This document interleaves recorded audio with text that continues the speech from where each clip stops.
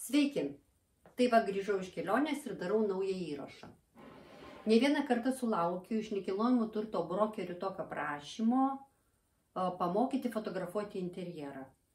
Tai noriu pasakyti, kad nesu interjero fotografavimo ekspertė. Esu ne kartą fotografavusi ir tos nuotraukos visiškai tiko. Jeigu tai nėra nuotraukos interjero žurnalui ar kokiam albumui, tai mano patyrimas sako, kad visiškai pakanka nuotraukų telefonu. Ta prasme, jeigu nori tiesiog išnuomoti namą ar butą ar parduoti ir įdėti tokią nuotraukėlę į skelbimą internetinį, tai galima tą daryti paprasčiausiai telefonu. Kodėl taip galvoju? Todėl, kad iš tikrųjų mokytis interjero fotografijos reikia ilgai ir daug ir tikrai be patirties nesigaus to, ką matote žurnaluose. Kitas dalykas, reikalinga kokybiška technika. Taigi reikalingas pilno kadro fotoaparatas, reikalingas plataus kampo šviesus objektyvas, reikia visos apšvietimo sistemos, blyksčių, nes šviesa yra labai svarbi fotografuojant interjerą. Tai va, man teko fotografuoti ne kartą ir fotografavau Nidoje butus nuomai ir tam visiškai pakako telefono. Kita vertus, kai žmonės nori išsinuomoti butą, jie nori realiai matyti tą butą, o ne paveiksliuką nuostabų, o atėjus nusivilti. Todėl perdėtas toks sumeninimas ir išlaižymas to vaizdo ne visada atitinka poreikius. Užtenka žinoti keletą tokių pagrindinių dalykų, kad nuotrauka atrodytų tikroviška ir kartu simpatiška. Tai kas yra svarbiausia fotografuojant interjerą, tai mes susidurėm su dviem didžiausiam problemom. Tai yra apšvietimas, šviesa ir geometrija ir perspektyva. Griūna mūsų sienos, griūna virsta linijos. Tai reikia ką žinoti? Reikia žinoti pirmiausia, kad fotografuojant fotoaparatą visą laiką laikome statmenai arba telefoną. Leidžiamės ar kylame, jo nevartome. Nes pavertus iš karto reiškia mes gauname linijų iškraipimą. Kitas dalykas – šviesa. Jeigu mes turime nepakankamai šviesos, galime susijungti įvairius šviestuvus, kurie yra namuose. Ir jeigu už lango yra vakaras, toks mėlynas vakaras, tai ta geltona šviesa namų su mėlynu gražiai dera. Dienos metu, kai šviesa už lango natūraliai maišosi su dirbtiniu apšvietimu, gaunasi ne visada gerai. Tai nėra tas sprendimas.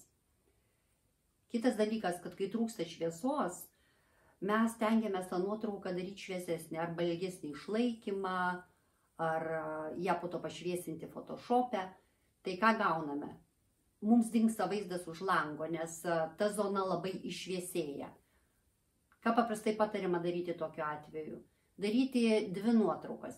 Vieną, kurioje teisingai matytųsi viduj interjeras ir būtų pakankamai gerai apšviestas, ir kitą nuotrauką, kurioje teisingai matytųsi vaizdas už lango, jeigu jis yra gražus, arba jeigu ten užtrauktos užuolaidos, tai vėlgi ta zona nebūtų peršviesta, būtų pakankamai tvarkinga.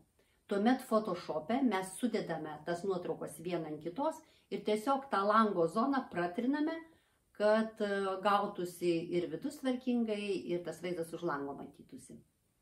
Kažkokių kitokių stebuklų čia nėra.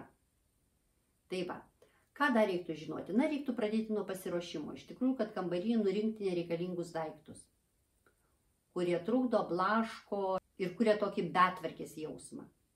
Kitas dalykas, jeigu įmanoma įtraukti į nuotrauką žmogų ar šunį, kažkokios gyvybės.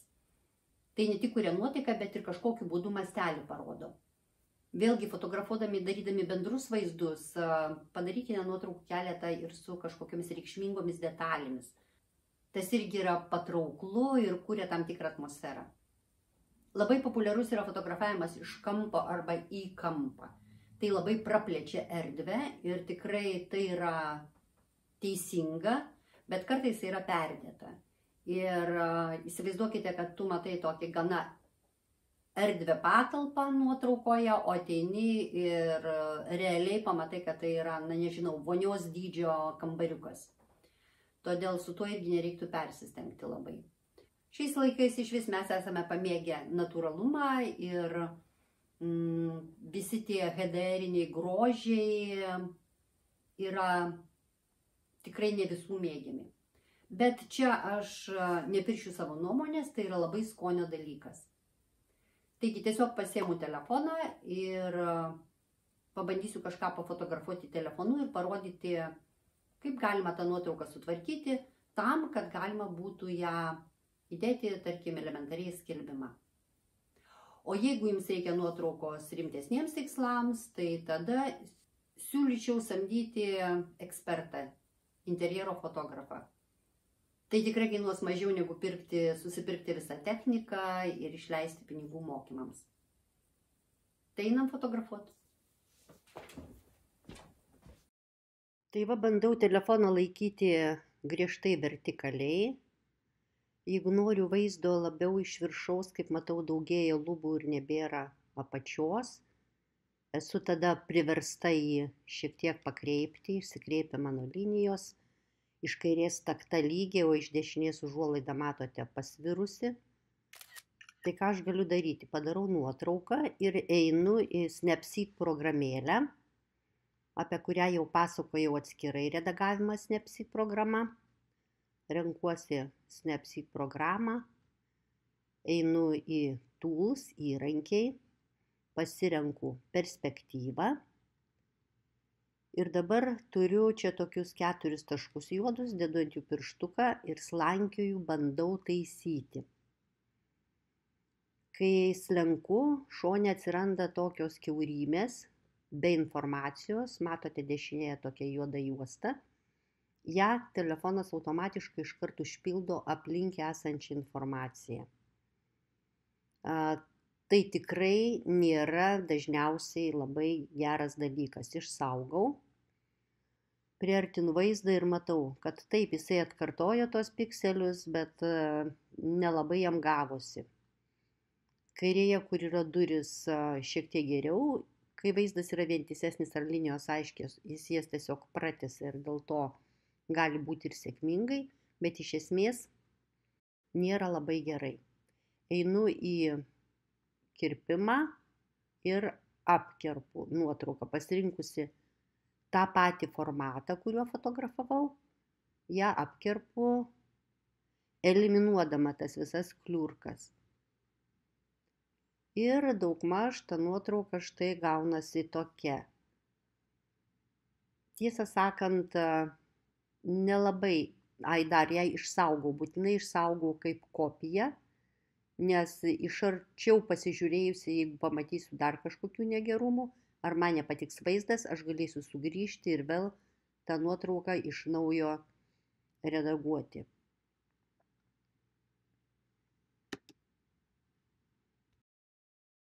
Štai toks vaizdas gavosi. Na, horizontalės man nelabai patinka ir suspaustas truputį vaizdas stiprokai. Pabandysiu kitą programą. Štai tokia yra Pro kamera, man labai patinka ta programa ir tikrai joje yra daug gerų dalykų, todėl ją renkuosi. Čia yra daug gerų dalykų, bet dabar žiūrėsiu tik tai, ko mums reikia šiuo atveju. Taigi apačioje dešinėje yra pasirinkimas meniu ir aš galiu iškelti į paviršių tas funkcijas, kurios man reikalingos. Dabar jos aktyvios, pažymėtos mėlyna spalva. Tai aš renkuosi formatą platesnį, taip pat JPEG formatą. Pasirenku stabilizaciją vaizdo ir dabar tos funkcijos atsirado štai pas mane ant ekranėlio. Žiūriu vaizdą, vėlgi vaizdas dabar yra platesnis, nes kitą formatą pasirinkau, bet linijos lygiai taip pat griūna. Taigi, grįžtu vėl į pasirinkimą funkcijų ir štai yra, brūkšteliu į kairę, yra tokia APC, automatinė perspektyvos korekcija. Pasižymiu, jį pas mane atsiras irgi langelė, štai ekranėlė atsirado kairiai pusiai, dega mėlynai reiškia aktyvi, jeigu nedega tiesiog baksteliu. Suku telefoną ir matau, kad štai visos mano vertikalės yra tiesios. Taigi su šita programėlė yra mažiau vargo ir darau nuotrauką. Kaip matote, viskas tvarkoj. Noriu išsaugoti ir jis man iš karto siūlo upgrade'ą, atnaujinimą. Spusteliu ir matau, kad norėdama naudoti šitą funkciją, turiu už ją mokėti. Vieną savaitę duoda nemokamą, o toliau 13 eurų per metus. Tai tikrai nėra daug, lyginant su tuo, jeigu pirktumėte blikstės, objektyvą naują ir panašiai. Taip pat, kas liečia šviesą, aš galiu atskirti fokusą ir štai dega geltonai sufokusuotos vietos ir galiu atskirai slankioti ekspoziciją, nusistatyti apšvietimą pagal vieną ar kitą tašką. Šone čia yra toks lankiklis, matote, tai ekspozicijos korekcija. Taigi aš galiu pasidaryti labai šviesią nuotrauką, kur baldai man iššviesėtų, ir kitą nuotrauką, kur man gerai matytųsi vaizdas už lango. Arba nebūtų peršviestas langas. Ir tuomet Photoshopo programoje sudėjus tas abi nuotraukas, pratrinti, tarkim, lango zoną ir pasidaryti tinkamą nuotrauką. Štai tokia bus ta išperšviesta nuotrauka. Tačiau galiu tą nuotrauką pabandyti paredaguoti ir Snapseed programėlėje. Taigi atsidarau tą programėlę, vėl renkuosi įrankiai, Tools, pasirenku štai čia, Tune Image ir slenku pirštu per ekraną. Atsiranda toks išplėstas meniu, kur galiu pasirinkti, ką norėsiu daryti. Tai renkuosi šviesumą ir tą nuotrauką iššviesinsiu. Tada braukiu į dešinę arba į kairę, jeigu noriu tamsiau ar šviesiau, ir stipriai pašviesinu. Vėl braukiu pirštu per ekraną žemyn ir renkuosi Highlights. Tas peršviestas vietas, kaip užuolaidos, langas, pabandysiu šiek tiek jas grąžinti joms spalvos. Tuomet man šešėliai dar šiek tiek liūna, bet labai atsargiai su šešėliais. Ištraukiu šiek tiek šešėlius iš baldų.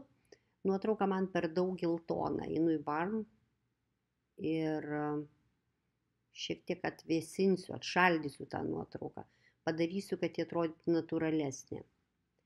Na ir pabaigoje išsaugau ją kaip kopiją, nes pasižiūrėjus gal nepatiks ir norėsiu grįžti ir pabandyti iš naujo.